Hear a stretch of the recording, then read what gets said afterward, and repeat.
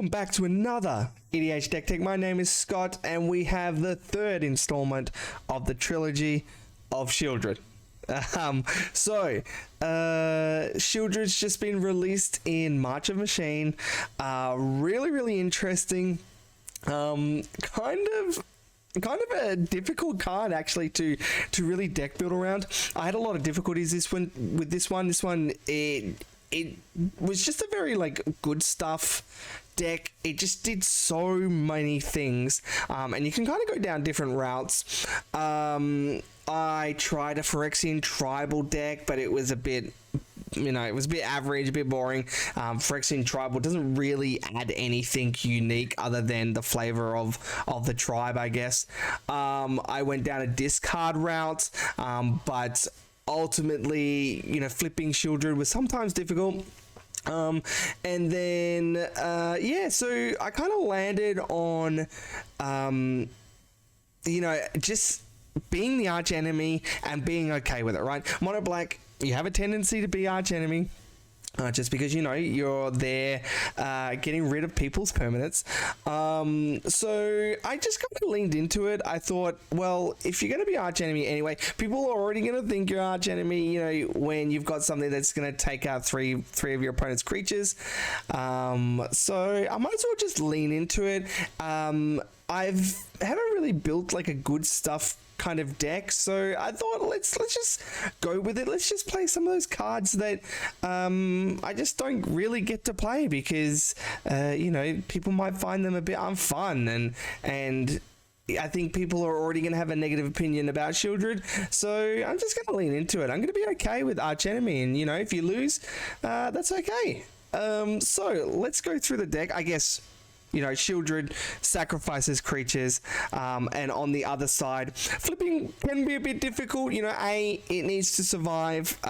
It's 5 mana for the commander, and then 5 mana to flip. The 8 cards in an opponent's library graveyard is not that difficult. It's just whether Sheoldred can stay on the board or not. But of course, if it flips, then it is also susceptible to that enchantment removal.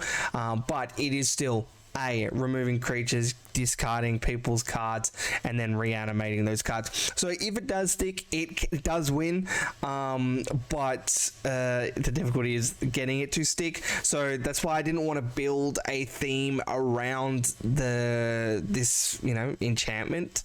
I guess I've seen some decks with a lot of proliferate, a lot of removing and adding counters, and I just ultimately felt like it wasn't that valuable to do. I felt like my deck can perform well, and if Sheoldred goes well, then I'm doing good. So we'll go through the deck.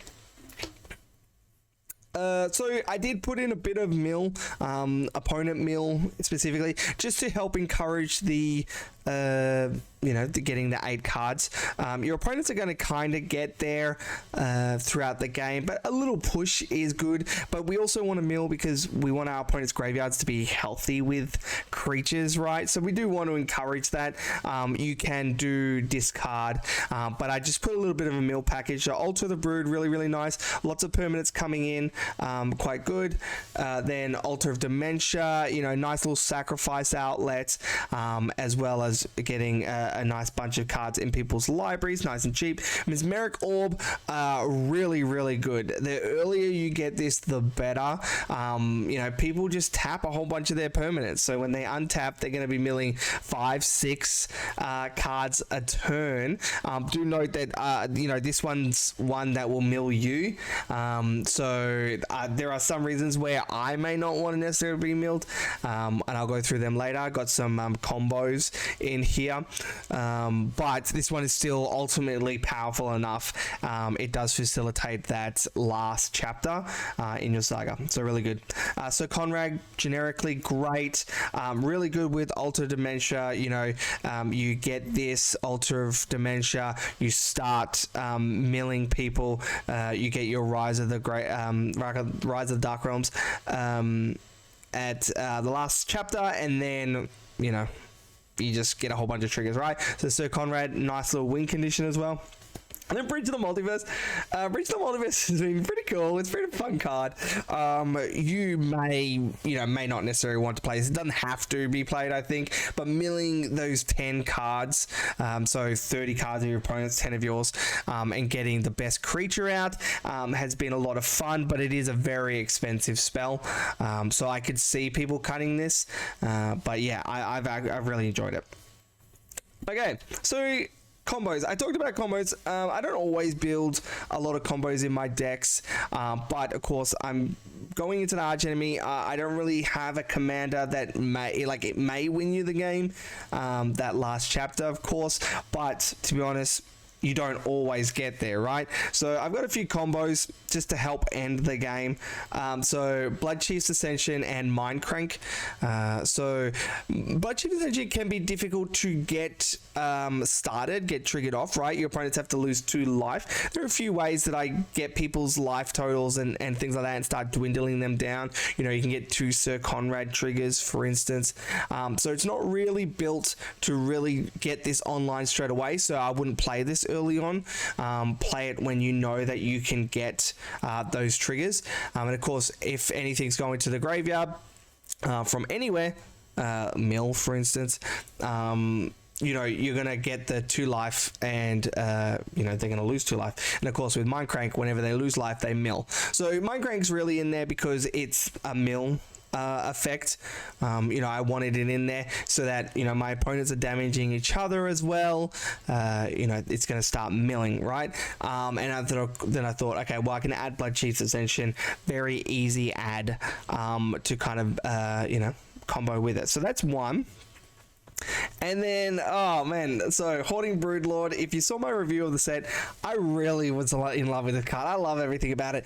I really have been avoiding for a long time putting tutors in my decks, but I really couldn't resist. This is just so fun with Convoke.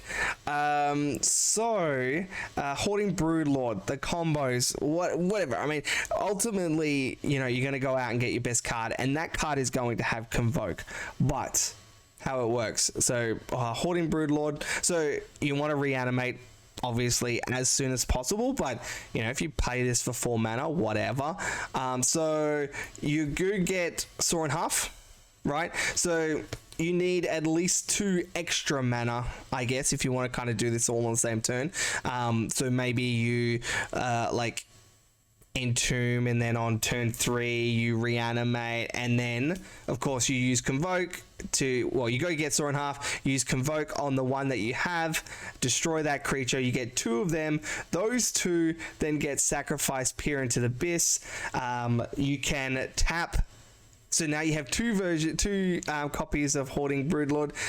You can use one of them to tap to pay Convoke, and then sacrifice it to get 7 mana, and then you tap the other one with Convoke, get Peer into the Abyss. You have 1 extra mana and half your deck, right? And then you just, whatever, you just sculpt the best hand you've got, right? You've just got half your deck. Super fun, super fun. Of course, I've got another card that goes well with this, but ultimately, you know, I really wanted to focus on, I have half my deck in my hand, and let's see what I can do with it, right? Even if I have to go to clean up and I put all of them in my end step, I'm just going to get them back, right, at the end with my 3rd chapter. So I really enjoy these 4 cards. You only need Hoarding Broodlord. You can even get Saw in Half with the other 2. Yeah, with the other 2, get I don't know, one of these and reanimate as the other one. Reanimate the one that you destroyed. Then you know, then you have 3 of them. One that's a 7/6 and 2 that are whatever, the half the size, right? So yeah, I really enjoyed it. It's been a lot of fun. I really love this card. All you need is this one, right? And of course, if you mill one of these over or whatever, you know, you can just go get another card, right? So really fun. I've loved this card. I want it in more decks. I've got to try and figure out A, I got to find more, and B, you know, what I can do with it. So yeah, so that's been fun. That one's not necessarily a game-winning one, but it's so much advantage, I couldn't resist. Of course, you don't need to have those ones like that package in there. I think the Mindcrank Ascension package is pretty fine to be in just generically every deck, but the Hoarding Broodlord, you don't need that in your deck, but I really like it. Okay, so leading into Archenemy, right? Archenemy want a lot of removal. Okay, I want to really be controlling people's boards. You either do that through discard or destroying people's creatures. So I've kind of gone with the board control, destroying creatures rather than taking people's hands. You know, Sheoldred on the other side will also do that. So Defile, we play a lot of swamps, really cheap removal. Feed the Swarm, great for, you know, those Rest in Peace kind of enchantments as well. Plaguecrafter, just generically good, comes in. It can discard someone's card if they don't have anything, so quite nice. Toxic Deluge, nice and cheap. Board wipe. Damnation, another very cheap board wipe. Deadly Rollick, we want to be playing our commander, so we do want to get it out, so having this and it being exile effect has been great. Hagra Mauling, it's a really bad murder, but it's a land on the other side, so really nice. Lethal Schemes, this one keeps going up and up in my opinion. I was already pretty high on it, but just trying to find an excuse not to run it is actually harder than it is to find an excuse to run it. So it has Convoke, which is nice. I'm not playing too many creatures, but you know, just making it 1, 2 cheap or whatever. I think even at 2 mana, this is a decent effect. So you destroy creature or planeswalker. That's great. Those are the kind of options we want. And then we get to connive, right? With each one that we convoke. So really, really nice. We want to be putting, again, things in our graveyard, those big creatures, because we have reanimation effects as well as our commander.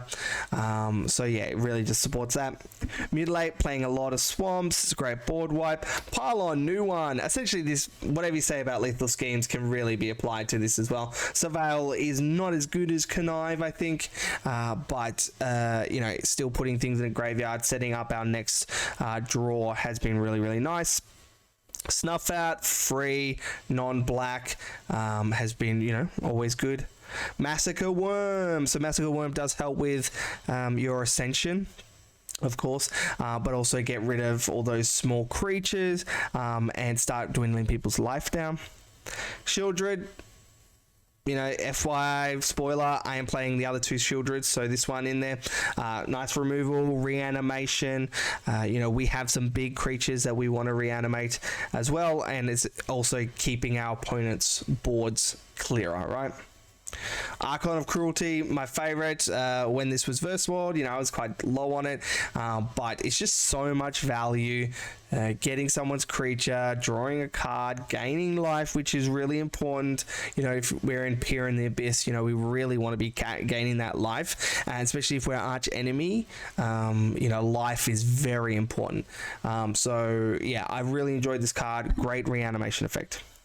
Okay, life gain, like I was saying. So Sangromancer really supports everything that we're doing. We are killing our opponent's creatures, right? So we're gaining life, and there is the discard effect on the other side. So no matter how you kind of, if you go down a discard route or a destroying people's creatures route, you know, discard's just great.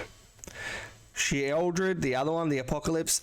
So we're drawing a bit of cards, so we're gaining life, right? And we're hitting our opponents, starting to dwindle them down, because we want them to be low. And I'll explain soon why I want them to be low. But essentially, it's about dwindling people's resources down, and it's just a great value creature, right? It's Death Touch, nice. Great Merchant of Asphodel does work as a win condition, which has been great. Devotion is really high. You know, Sheoldred has 2 black pips. All the Sheoldreds have 2 black pips. So, you know, we have a lot of black permanents. So, yeah, Great Merchant of Asphodel has been really, really nice. Kakusho, great reanimation target, as well as life gain. Really, really good. Okay, some graveyards. So we want to, I didn't really go deep into graveyard and graveyard recursion. So I've got a little bit of reanimation package, but not too much. I think, you know, keeping my commander in the last chapter to kind of do a lot of that effect. So I've got Entomb just to be able to search something. Maybe you do this in response to the trigger to kind of make sure that you've got that premium creature, right? If I do Rise of the Dark Realm, and maybe I don't have the Grey Merchant of Asphodel in my graveyard yet, I can Entomb in response, put it in there, then have the trigger resolve, and of course I'm going to get all that Black Devotion, right? So maybe that's a nice way of winning the game. So it's been really good. Malika Rebirth, it's a land, it's a protection spell. If someone tries to remove Sheoldred, great protection. And then, like, you know, someone destroys Sheoldred, it comes in, and you know, I get the enter the battlefield trigger again, right? So quite nice. Reanimate, simple. I've got some nice reanimation targets, so you know, kind of that mid-game effect has been really good. Animate Dead, another reanimation spell, fantastic. Junji, also another reanimation spell, as well as possibly a discard outlet. So you know, you can kind of assess the board. Maybe you don't have anything in your graveyard yet. So I really like Junji as both a reanimation target as well as a reanimation spell. Okay, and Lorcan, my boy. Lorcan, when the previews were up, and I really loved playing Lorcan, but you know, he's expensive, it costs a lot of life, but man, it is so powerful, so powerful. We are targeting our opponent's creatures, right? Sheoldred's coming in, and we're sacrificing our opponent's creatures. We're going to get our choice of 3 creatures, right? So you get to pick and choose if you need to, you know, use that life. So I've really enjoyed Lorcan, especially in this deck and in general. It is a pity that, you know, it's quite expensive to get on there, and then the life cost is also there. But I'm playing Archenemy, I'm losing my life, I don't care. Let's get as much value as I can, right? This is really digging deep into mono black philosophy. So I really love Lorcan, and of course they exile, which is nice if they die. So yeah, really cool. And then Doughty Voidwalker. So this is kind of like my value section. Cards that are just generically good, I kind of put here. So Doughty Voidwalker, Graveyard Hate, which is nice, right? So Graveyard Hate does kind of go against the Sheoldred, but Doughty Voidwalker is just so good, and you can use it early and get that value, and then wait later for you know, the big reanimations, right? So get that value early on, while people are kind of using their spells, you know, kind of like getting their engine online. You can utilize some of that. So it does kind of go, it's the only graveyard you know, effect I have, but you know, I think it's still just generically that good, that some cards being exiled, it's just going to be okay. Okay, Opposition Agent. Yeah, and don't really get to play Opposition Agents outside of CEDH. You know, keeping people's libraries in check is really powerful. You know, people are going to be targeting you. You are going to be archenemy when you've got a commander that destroys people's stuff. So having this come in, get someone's search really early on, and kind of police people. I've put it in. Of course, you don't have to put this one in. This, you know, you can replace this with maybe another removal spell or something like that, and it would be just fine, right? It doesn't really add anything, but you know, policing people's searches is really good. Turgid, God of Fright. Now, our commander is sacrificing, making opponents sacrifice. So you're going to get those 3 creatures, right? So they are non-token creatures, so they are cards. So as long as your opponent has a creature to sacrifice, you're going to get all 3 of them with Turgid. So really powerful. You know, Turgid's just not as good when it's in the 99. Who knows if I'm going to get it. So, you know, if I played a deck full of tutors, then I would just be tutoring for Turgid, right? But really powerful. Not like game winning, but it can definitely start giving you that advantage, right? So yeah, really love Turgid. Tempest Start, Doom Fools. Oh man, I love this. I had a Rakdos deck with this card. I really enjoyed it. I'm going into Archenemy. This is great to have blockers, which is really, really nice. It just kind of keeps getting those blockers. Now, it is sacrifice outlet, so that's, you know, okay. Not really wanting to sacrifice Sheoldred. Maybe if I have Malakir Rebirth or something like that, I might. But really, I don't. It's there to, either be a sacrifice outlet to draw more cards, or really try to get to the ultimate as much as possible. We're clearing boards, we're managing creatures, so you can get to 10 easily enough. So yeah, really, really fun card. Really adds a lot of pressure to the game. Okay, Vraska, Betrayal Sting. So you can go into Proliferate, but to be honest, a lot of those Proliferate cards are just generically just not good, especially in a deck like this. But I think Vraska Betrayal Sting is just generically good enough. It draws you a card and has the Proliferate. Sure, that's fine. It has a bit of removal. The ultimate doesn't really matter. But it comes in, has a lot of loyalty, and can help proliferate. So it's a bit of sorcery speed. I did play around with some instant speed proliferates, and to be honest, it just never really came up. I had to flip Sheoldred. I had to try to, you know, be in a place where I wanted to move chapters, and it ultimately just didn't really have a lot of value. But Vraska kind of stayed as it itself is valuable, helps draw cards as well. Okay, draw. Just generic draw. Knight's Whisper, really nice. Lose 2, draw 2. Sign in Blood, lose 2, draw 2. Braids, Arisen Nightmare. Oh my gosh, fantastic. One of the best mono black cards of this year. Really, really good. I just, whatever I can sacrifice, I will try to sacrifice. You know, your opponents don't really sacrifice that. And in this deck specifically, like, you know, if you're like, say I have Tempest's Heart out, I'm just sacrificing a token, you know, your opponents don't really have a lot of creatures that they want to sacrifice. They're all quite valuable. So yeah, really, really nice. Or just sacrifice a land or some artifact, whatever. I don't care. I just want the 3 cards. Really, really nice. Your opponents are losing 2. Dark Deal. Great. It's going to get people's cards into the graveyard, which is nice. And you also have Turgid that really works well with Dark Deal, right? So fantastic. Morbid Opportunist. So we are killing our opponent's creatures. There was a lot of, you know, there's a lot of like my creatures die, draw a card effects, but in this case we're really targeting our opponent's creatures, right? So this is going to replace itself with Sheoldred, as well as your opponent's creatures are going to be dying anyway on the regular. So even though this triggers just once each turn, you still get a lot of value back. Phyrexian Arena, simple, just comes down hopefully sooner rather than later and just starts getting that draw engine. Protection Racket. So this is another one why I want to get people's life totals down. So Protection Racket's really, really cool. It's more of a mid to late game kind of draw, because what happens if you play this early, people's life totals are like 35, and you know, they'll just take the 4 damage, right? You flip over Sheoldred to take 4 damage, or you flip over a bunch of lands and they're like, you know, free value.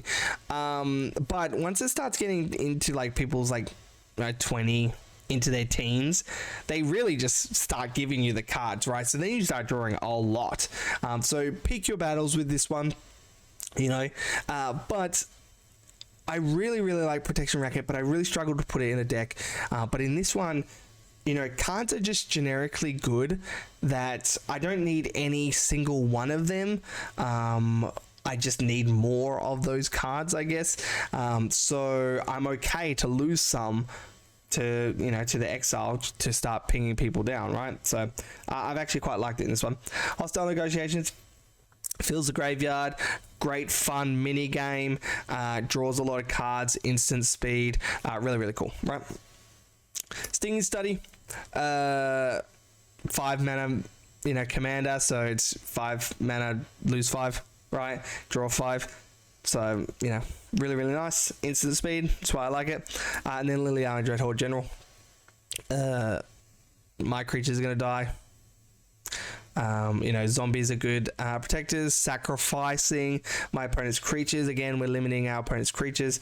that kind of effect, right? Just generically good card. And Villas, you know, the best reanimation target. And we are going to lose life. There's just so much in here that's going to make us lose life that it's okay. You know, we're going to start drawing, right? Okay, ramp, pretty normal. So Dark Ritual, great. Instant speed, get some mana value out there.